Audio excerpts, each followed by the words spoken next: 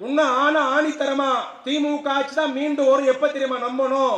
தினமலர் பத்திரிகை சகோதரிக்கு தெரியும், பாண்டேவும் தினமலரும் சேர்ந்து ஒரு கருத்து கணிப்பு வெளியிட்டு இருக்கிறாங்க, அடுத்த ஆட்சி யாரு வருவான்ட்டு.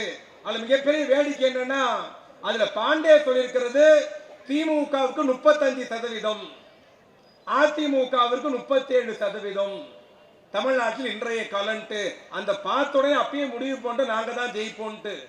நீங்க கேட்கலாம், ஏப்பா அவங்க 35 சொல்லியிருக்கிறான், அவனுக்கு 37 சொல்லியிருக்கிறான், எப்படிப்பா நீ ஜெயிக்கிறேன்னு சொல்லுவேன்ட்டு.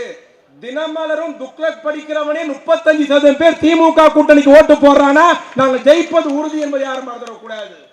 நம்மளை எந்த அளவுக்கு பைத்தியக்கார முட்டால் நினைச்சிருக்காரு பாருங்க மோடி எடப்பாடி பழனிசாமியும். ஒரு 20 நாளைக்கு முன்னாடி மதுராந்தகத்துல பொதுக்கூட்டம், மோடி மேடையில் உட்கார்ந்து இருக்காரு, பக்கத்துல எடப்பாடி பழனிசாமி. இப்ப கூட யூடியூப் எடுத்து போட்டு பாரு, அது மதுராந்தகம் மோடின்னு போட்டா 2 பேரும் உட்கார்ந்துக்கிட்டு வரும். கூட்டம் 2 பேர் உட்கார்ந்து இருக்காங்க. இல்லைன்னா பெரிய கொடுமைன்னு கேட்கறீங்களா? மோடி எடப்பாடியை ரொம்ப நேரம் சிரிச்சு பேசுறாங்க. மோடி குனிறாரு, எடப்பாடி ஏதோ காதுல சொல்றாரு, உடனே கைத்தடி சிரிக்கிறார் மோடி. உடனே எடப்பாடி குனிறாரு, மோடி ஏதோ காதுல சொல்ற, எடப்பாடி சிரிக்கிறாரு. இதை எதிரில் பார்த்து அதிமுக மச்சான் நம்மால் எவ்வளவு பெரிய தலைவர் பாடுறான், மோடி கூட எவ்வளவு நெருக்கமாகிறாரு அப்படி சந்தோஷப்படுறான். கொடுமை என்ன தெரியுமா? மோடி எடப்பாடிக்கு ஹிந்தி தெரியாது, மோடிக்கு இங்கிலீஷ் தெரியாது, தமிழ் தெரியாது. தல நீ பேசணுமா நான் பேசணுமா? நீ போட்ட, நான் ஒன்றும் போடல, இந்த மாசம் போட மாட்டேன். நீ எனக்கு எப்போ கொடுத்துருக்கிறிய? இந்த மோடினாலே ராகு காலம் தான். ஒரு விஷயம் தெரியுமா? ஒரு நினைச்சுக்கோ, அந்த எங்க கால் வச்சாலும் அந்த இடம் உருப்படாது. நல்லா ஜெயலலிதா இந்த வீட்டுல போய் விருந்து சாப்பிட்டான். யார் விருந்து சாப்பிட்டது? ஐயா மோடி போய் விருந்து சாப்பிட்டாரு. 6 மாசத்துல அந்த அம்மா போயிடுச்சு. சாவுக்கு ஜெயலலிதா அம்மா சாவுக்கு மோடி வர பக்கத்துல சசிகலா அழுதுன்னு இருந்தது. போறவ சும்மா போக வேண்டியது தானே, தலையை தலையிட்டு போறான். 2வது வாரமே ஜெயிலுக்கு போயிடுச்சு. பன்னீர்செல்வத்தை கட்டி பிடிச்சான், ஓபிஎஸ் கட்டி பிடிச்சான், அதிமுக எடுத்துட்டாங்க. போன வருஷம் வேர்ல்டு கப் மேட்ச் குஜராத்ல தெரியுங்க, வேர்ல்டு கப் மேட்ச் இந்தியா ஜெயிக்க போகுது. சமி விக்கெட் மேல விக்கெட் எடுக்கிறான், 5 விக்கெட் எடுத்துட்டான். எல்லாரும் ஆவலா இருக்கிறாங்க, வேர்ல்டு கப் ஜெயிக்க போச்சுன்னு, ஜெயிக்க போறோம்ட்டு. இந்த கிரவுண்டுக்கு வந்தான், மயிரா போயிடுச்சு. வேர்ல்டு கப் ஆஸ்திரேலியாக்கார கால வச்சு நான் கப்ப தூக்கி போயிடுச்சு. இஸ்ரேல் யாராலும் தொட்டு கூட பார்க்க முடியாது, கடுமையான பாதுகாப்பான நாடு, ஆயுத பலமுள்ள நாடு, விமான பலமுள்ள நாடு, பணக்கார நாடு, பறந்த இடம் தெரியுறோம்னா இருந்தால் போய் காபி சாப்பிட்டு வந்தா இஸ்ரேல்ல. இஸ்ரேலே காணோம், இஸ்ரேல காணோம். இவ்வளவு நல்லவர் அவரு. இப்ப தமிழ்நாட்டுக்கு வந்துக்கிறார். அமித்ஷா குஜராத்ல சொல்றாருங்க, ஸ்டாலினை விழுத்துவோன்ட்டு. இவ்வளவு பேர் இருக்கிறீங்களே, உங்க மனசாய் தொட்டு சொல்லுங்க. 5 வருஷம் ஆச்சு நாங்க ஆட்சிக்கு வந்து. இந்த 5 வருஷத்துல 10 வருஷம் அவங்க ஆட்சி இருந்தது, 5 வருஷம் எங்க ஆட்சி. சின்ன ஒப்பீடு மட்டும், 2011 2021 ஜெயலலிதா ஓபிஎஸ் எடப்பாடி 10 வருஷம் அதிமுக ஆட்சி, 5 வருஷம் திமுக ஆட்சி. யார் நல்லா ஆட்சி பண்ணா, யார் மக்களை பாதுகாத்தா, யார் சலுகை கொடுத்தா, யார் வாழ வச்சா, யார் திட்டங்களை கொடுத்தா, கொஞ்சம் சீர்தூக்கி பார்க்க வேணாவா? இங்க கொரோனா எப்படி காப்பாற்றணும்? தடுப்பூசி போட்டு. டெல்லியில ஒருத்தர் இருந்தார், அவர் என்ன சொன்னார்? கொரோனாவில் தப்பிக்க வேண்டுமா எல்லாரும் மணி அடிங்க. அவன் தட்டு கரண்டியை தூக்கின்னு tongue tongue tongue tongue tongue tongue tongue tongue அடிச்சான். இந்த ஏன்டா அடிக்கிறீங்கன்னு, கொரோனாவிலிருந்து காப்பாற்றிக்கொள்ள மணி அடிக்கிறோம்னா. மணி அடிச்சா என்ன வராதா? 3 மாசம் பொறுத்து இன்னொருத்தர் சொன்னான், என்னன்ட்டு விளக்கு பிடிங்க. அது ஒண்ணு தானே நான் ஒன்னும் செய்யலன்னு. இல்லை விளக்கு பிடித்தால் கொரோனா வராதுன்னா. நீங்க சில வீட்டுல விலை கேட்டீங்கன்னா பார்த்துருப்பீங்க, அதெல்லாம் அவனுங்க கண்டுபிடிச்சிடலாம், விளக்கு ஏற்றினவெல்லாம். இன்னொரு பிஜேபி எம்பி சொல்லிச்சு, மாட்டு மூத்திரம் குடித்தால் கொரோனா வராதுன்னு. நீயே குடிச்சிக்கமா, நாங்க குடிக்க மாட்டோம். நாங்க மாட்டு பால் குடிக்கிறோம், நீ மாட்டு மூத்திரம் குடிச்சிக்கணும். இன்னொருத்த சிரிப்பாகுது, இன்னொருத்த சொல்லிட்டா மாட்டு சாணம் சாப்பிட்டால் கொரோனா வராதுன்ட்டு. தீ தூண்டுற பசங்க. நீங்களே தூங்குனாங்க துண்ண மாட்டோம். ஒருத்த மணி ஆட்ட சொன்னா, ஒருத்த விலகு பிடிக்க சொன்னா, ஒருத்த மாட்டு மூத்திர குடிக்க சொன்னா, ஒருத்த சாணம் சாப்பிட சொன்னா. ஆனால் இதையெல்லாம் செய்யாமல் கொரோனா ஊசி மட்டும் போட்டு தமிழ்நாட்டை காப்பாற்றிய தலைவன் தமிழ்நாட்டு முதலமைச்சர் அண்ணன் தளபதி அவர்கள். காப்பாத்திட்டோமா? அடுத்துக்கு வரேன். கொரோனால எவ்வளவு பேர் செத்து போயிருப்பாங்க தமிழ்நாட்டில்? தோராயமா 5000 10,000 பேர் இல்ல, 52,500 பேர் செத்து போயிட்டாங்க. 52,500 பேர் செத்து போயிட்டாங்க. நம்பால் வரும். நம்பால் வந்த உடனே கூட்டம் போடுறாரு, கேட்கிறாரு எவ்வளவு பெரிய செத்து போனாங்க. பெரிய பெரிய அதிகாரிகள் கலெக்டர்ஸ் எல்லாம் கூப்பிட்டு அதிகாரி சொல்றான், ஐயா 52,000 பேர் செத்து போயிட்டாங்கன்னு. முதலமைச்சர் கண் கலங்கிறார். 52,000 பேரா? சரின்னு. ஆனா அடுத்த கேள்வி முதலமைச்சர் இதை கேட்பார்னு யாருமே எதிர்பார்க்கல. அடுத்த கேள்வி என்ன கேட்டார் தெரியுமா? சரி, இந்த 52,000 பேர் செத்து போயிட்டாங்கன்னு சொல்றீங்கல்ல, இந்த 52,000 பேருக்கும் புள்ள குட்டிங்க இருக்குல்ல, அதெல்லாம் எங்கயான்னு கேட்டிருக்காரு. அதிகாரிகள் பெரிய அதிர்ச்சி. செத்து போன லிஸ்ட் இருக்கு, யார் யார் எந்தெந்த ஊர்ல செத்தான் லிஸ்ட் இருக்கு, செத்தது ஆம்பளை எவ்வளவு பொம்பளை எவ்வளவு அந்த கணக்கு இருக்கு. ஆனா செத்து போனவனுக்கு குழந்தை இருந்ததா, அந்த குழந்தை இப்ப எங்க இருக்குன்னு யாருக்கும் லிஸ்ட் இல்ல. முதலமைச்சர் கோவப்படுறாரு. அடுத்த 10 நாள் மீட்டிங், எனக்கு பட்டியல் வர எழுந்து போயிடுறாரு. ஸ்டாலின் என்ன பண்ணாரு எவனாவது கேட்டா அவன் ஆற்காடு செருப்பு வாங்கி 6 வாட்டி அடி. 10 நாள் பொறுத்து திருப்பி கூட்டம். எல்லாம் அதிகாரி கலெக்டர்ஸ் எல்லாம் உட்கார்ந்து இருக்காங்க. முதலமைச்சர் கேட்கிறார் என்ன ஆச்சுன்னு. அப்ப அதிகாரி எழுந்து சொன்னாங்களா, ஐயா தமிழ்நாட்டில் கொரோனாக்கு செத்து போனது 52,000 பேர். அந்த 52,000 பேர் செத்ததால 7,800 குழந்தைகள் அனாதையாக்கப்பட்டது. எவ்வளோ? 7,800 குழந்தைகள் அனாதையாக்கப்பட்டது. குழந்தைங்க வயசு என்னையா? சிலருக்கு 6 மாசம், சிலருக்கு 3 வயசு, சிலருக்கு 7 வயசு, சிலருக்கு 10 வயசு, சிலருக்கு 5 வயசு. இந்த மாதிரி குழந்தைங்க 7,800 குழந்தைங்க தமிழ்நாட்டு அனாதையாக இருக்கு. எங்கயா இருக்கு? சொந்தக்காரன் வீட்டுல, சித்தி வீட்டுல, சித்தப்பா வீட்டுல, அனாதை இல்லத்துல, ஓம்ல. முதலமைச்சர் அங்கேயே கண் கலங்கிட்டு சொன்னாரு. அங்கேயே உத்தரவு போட்டாராம்.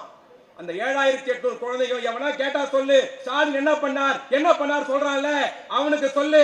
6 மாசம் குழந்தையில இருந்து 10 வயசு குழந்தை வரைக்கும் அங்கேயே தமிழ்நாட்டு முதலமைச்சர் உத்தரவு போட்டார். அந்த 6 மாசம் குழந்தையா இருந்தாலும் சரி, 10 வயசு பையனா இருந்தாலும் சரி, 18 வயசு ஆகிற வரைக்கும் அவனுக்கு மாசம் 3,000 ரூபாய் என்னுடைய அரசு தரும்னு சொன்ன தலைவர். குழந்தைக்கு பணம் கொடுத்தா அம்மாங்க தான் கை தட்டணும். 3,000 ரூபாய் மாசம். எத்தனை குழந்தைங்களுக்கு? 7,800 குழந்தைங்களுக்கு. அந்த குழந்தையை யார் பார்த்துக்கிறாங்களோ, யார் படிக்க வைக்கிறாங்களோ, யார் பராமரிக்கிறாங்களோ அவங்களுக்கு 3,000 ரூபாய் மாசம். அதோட விட்டாரா, ஒவ்வொரு குழந்தை பேர்லயும் 5 லட்சம் ரூபாய் டெபாசிட். எவ்வளோ? 5 லட்சம் ரூபாய் டெபாசிட். அந்த குழந்தை 18 வயசானா எடுத்துக்கலாம். 6 மாச குழந்தைக்கு மாசம் 3,000 ரூபாய் கொடுத்துமே, அது இந்த எலெக்ஷனுக்கு ஓட்டு போடுமா? ஓட்டுக்காக கொடுத்தோமா? 5,000 ரூபாய் கொடுத்தா எடப்பாடி சொல்றாரு ஓட்டுக்காக கொடுத்தோன்ட்டு. மாற்றுத்திறனாளிக்கு 2,000 ரூபாய் கொடுத்தாரு ஓட்டுக்காக கொடுத்தோன்னு. இப்ப 6 மாச குழந்தைக்கு மாசம் 3,000 ரூபாய் கொடுத்தோமே, ஓட்டுக்காக கொடுத்தோமா? இன்னொரு முக்கியமான பிரச்சனை இந்தியா என்ன தெரியுமா? 45 வயசு மேல ஆயிட்டா தாய்மாருக்கு மிக முக்கியமான பிரச்சனை கர்ப்பப்பை புற்றுநோய், மார்பக புற்றுநோய். பிரைவேட் ஹாஸ்பிட்டல் போனோம், கவர்மெண்ட் ஹாஸ்பிட்டல் போனா வலி வந்துருச்சு, கர்ப்பப்பை எடுக்க சொல்றான். 110 பேர் கர்ப்பப்பை எடுக்கிறாங்க. இன்னைக்கு கர்ப்பப்பை எடுத்தாதான் நீ நல்லா இருப்ப, இல்ல கேன்சர் வந்துடும், எடுத்துருங்க சார். எடுத்தாச்சு. 1010 பேருக்கு மார்பகத்தை அறுக்கிறாங்க, மார்பக புற்றுநோய். எந்த பெண்களும் மனு கொடுக்கல, ஊர்வலம் போல, கேள்வி கேட்கல, ஆர்ப்பாட்டம் நடத்தல, கோரிக்கை வைக்கல. முதலமைச்சர் கூட்டம் கூட்டி கேட்கிறார், என்ன பிரச்சனை, ஏன் கர்ப்பப்பை எடுக்கிறாங்க, ஏன் மார்பகத்தை அறுக்கிறாங்க என்பது. மார்பக புற்றுநோய் வருது, இதை தடுக்க என்ன வழி? அவங்க வயசுக்கு வர்ற போது ஒரு தடுப்பூசியை போட்டா 40 வயசு இந்த பிரச்சனை வராது. எப்ப போடணும் அந்த ஊசி? 13 வயசுல இருந்து 14 வயசுக்குள்ளதான் தமிழ்நாட்டுடைய பெண்கள் குழந்தைகள் பாப்பால பெரியவளா வரா, ஏஜ் அட்டன் பண்றா. அந்த 14 வயசுல தடுப்பூசியை போட்டா இந்த பிரச்சனை வராது. சரி, அந்த ஊசி போய் பிரைவேட் ஹாஸ்பிட்டல்ல போட்டா எவ்வளோ? 14,500 ரூபாய். என் வீட்டு பாப்பாக்கு, என் தங்கச்சிக்கு, என் பொண்ணுக்கு பிரைவேட் ஹாஸ்பிட்டல் போய் காவேரியிலயோ விஜயாலயோ போயிட்டு அந்த ஊசியை நான் போட்டேன்னா 14,500 ரூபாய் கொடுத்து போடணும். அது போட்டாதான் கர்ப்பப்பை புற்றுநோய் வராது, அது போட்டாதான் மார்பக புற்றுநோய் வராது. ஆனா என் வீட்டு ஜனம், ஏழை ஜனம், காய்கறி விற்கிற அம்மா, வீட்டு வேலைக்கு போற அம்மா, ஆட்டோ ஓட்ட வீட்டுக்கார், பெயிண்ட், சித்தாரு, கொத்தனாரு 14,500 ரூபாய் கொடுத்து விஜய் ஹாஸ்பிட்டல் காவேரி ஊசி போட முடியுமா? முடியாது. உதயசூரன் ஓட்டு போட்டீங்க, பிரபாகர கோட்டை கற்பனீங்க, முத்துவேல் கருணாநிதி ஸ்டாலின் உத்தரவு போட்டார். அந்த 14,500 ரூபாய் பணத்தை நான் தந்து தமிழ்நாட்டில் ஆண்டுதோறும் 4 லட்சம் பெண்களுக்கு இலவசமாக அந்த ஊசி போடப்படும் சொன்ன தலைவன் தமிழ்நாட்டு முதலமைச்சர். ஓட்டுக்காக பண்ணோமா? இல்லை. இப்படி சொல்லிக்கொண்டே போகலாம். பெரியவர்களே, தாய்மகளே, தேர்தல் நேரம் 30 நாள்ல 35 நாள்ல தேர்தல் இருக்கிறது. இங்க அடுத்து மரியாதைக்குரிய சகோதரி மதிவதனி பேச இருக்கிறார். அவர் பேச்சை எல்லாரும் கேளுங்கள். ஒரு பெண் எப்படி பேச வேண்டும், எப்படி தைரியமா இருக்கணும், அமித்ஷாக்கு எப்படி சவால் விடணும் கேட்டா அது மதிவதனியை பார்த்து கற்றுக்கொள்ள வேண்டும்.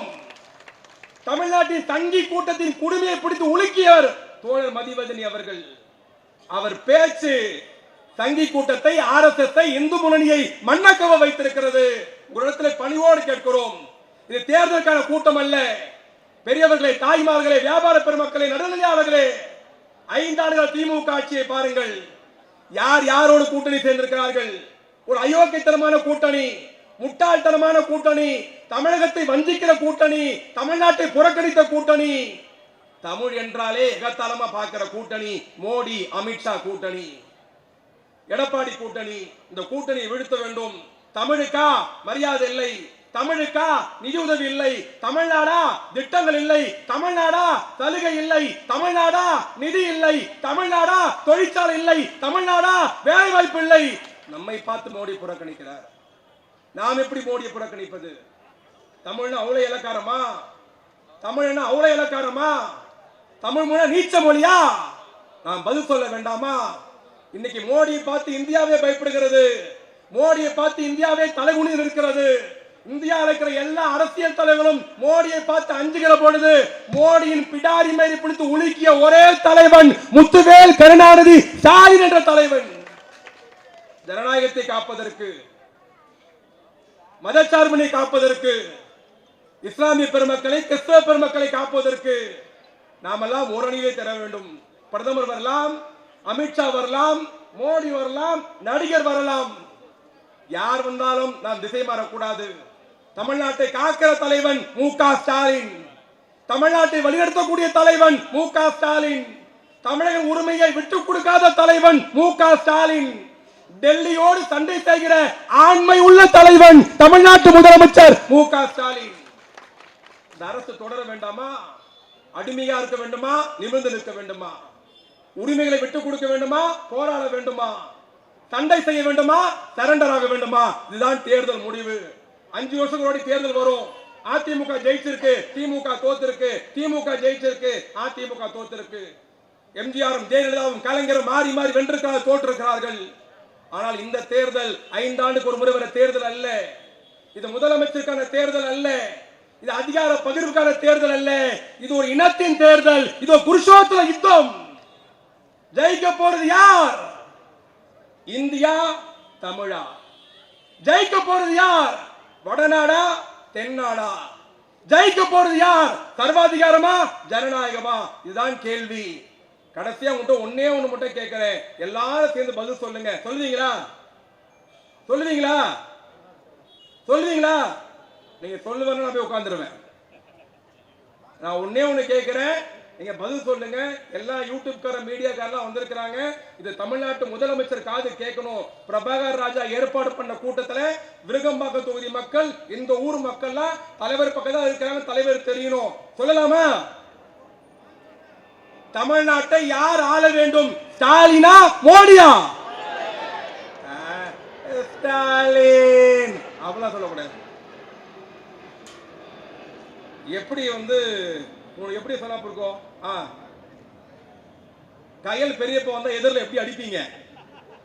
அந்த மாதிரி கோபமா கை நல்லா தூக்கி கடைசி வரைக்கும், கடைசியில் ஒரு அக்கா பச்சை கலர் போட்டோ கட்டுனது, அதான் கடைசி சேரு தெரியுது. நம்ம கம்பீரமா எழுப்பணும். நமக்காக உழைக்கிற தலைவர், நமக்காக சண்டை செய்கிற தலைவர், நமக்காக பேசுகிற தலைவர், நம்ம எங்கேயுமே விட்டு கொடுக்காத தலைவர், பெண்களுக்கு திட்டங்களை தீட்டிய தலைவர், சலுகை தந்த தலைவர். நம்ம விட்டு கொடுக்கலாமா? கொடுக்க கூடாது. போடலாமா? ரெடியா? தமிழ்நாட்டை யார் ஆள வேண்டும்? ஸ்டாலினா மோடியா? அங்க இல்ல, செல்லாது. இன்னும் எல்லா கையும் தூக்கினாதான் அந்த யூடியூப் திரும்பிச்சு பாருங்க, கேமரா தெரியுதா? சாரா இருக்கும் விடுங்க, இவனு தாலி அறுத்துருவானுங்க. ஆமா, ஸ்டாலினா மோடியா? ஸ்டாலினா மோடியா? ஸ்டாலினா மோடியா? இந்தியா தமிழா? இந்தியா தமிழா? வடநாடா தென்னாடா? வணக்கம். இறுதியாக வழக்கறிஞரும் திராவிட கழக துணை